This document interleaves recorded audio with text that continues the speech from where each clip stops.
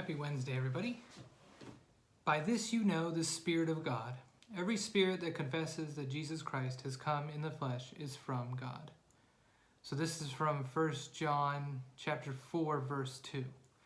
This is John saying, hey, Jesus was human.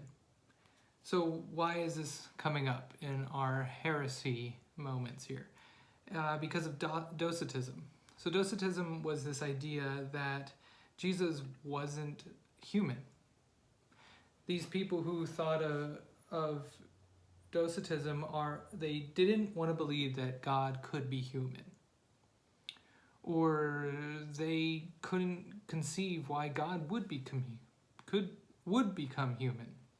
Maybe God could, but why would God? And so they saw Jesus not as fully human, but fully God, who appeared to be fully human. So they really needed to have this understanding that God can't be flesh. God can't be us. And that was really important. So this heresy is very much focused on the divinity of Jesus. Now, us Lutherans, we do believe in the full divinity of Christ, of Jesus. But we also believe in the full humanity of Jesus as well. So mathematically speaking, yes, Jesus is 100% human and 100% God. And some may say, well, what does it matter if we just, reduce it to 50-50?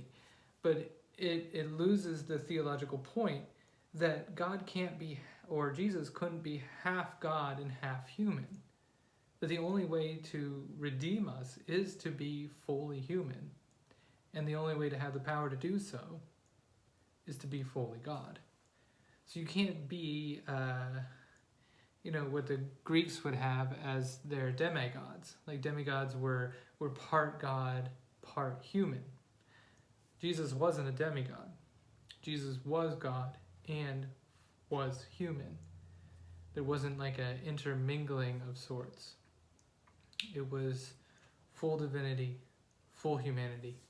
Because that is the only way that Jesus could come and save us. For us Lutherans, we wouldn't really be able to understand the birth of Christ. We wouldn't understand it. It wouldn't make sense if this was our theology. Mary wouldn't be the mother of God. Because why would she have to give birth to Jesus if Jesus wasn't actually human? And then our whole communal theology, our communion theology, we wouldn't be thinking that, of consubstantiation where the presence, the full presence of God is in the elements. Because if Jesus wasn't fully flesh, why would Jesus be fully in the presence, in the elements that we're presenting? So, Docetism would really hinder our own theology, and it really hindered the theology of the church at the time. Whether the arguments were better with the church, with the larger church at the time, or if there were some more nefarious ways of getting rid of Docetism is debated. But Docetism didn't stand the test of time, and it quickly died out. So it is very different for today, but it's important to understand that there were these debates going on. Jesus was a new phenomenon. They've never seen someone like Jesus before. And they were really trying to struggle to figure out, who is Jesus? What is Jesus? And how does Jesus relate to God?